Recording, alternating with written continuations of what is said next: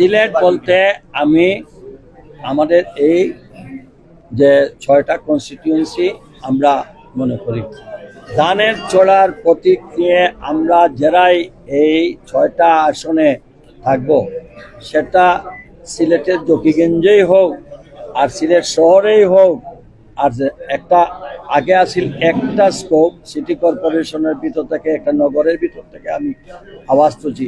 এই আওয়াজ এখন সারা বাংলাদেশে শুনবে।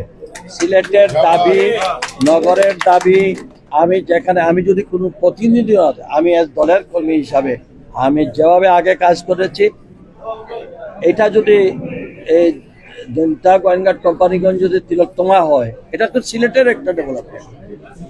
এই পর্যটন নগরী ওরা আসলে সিলেট থাকবে, মৌলিবাজার যাবে, শ্রীমঙ্গল যাবে, হ্যাঁ, গোয়েনঘাট যাবে, আপনার সব সব সুনামগঞ্জ যাবে।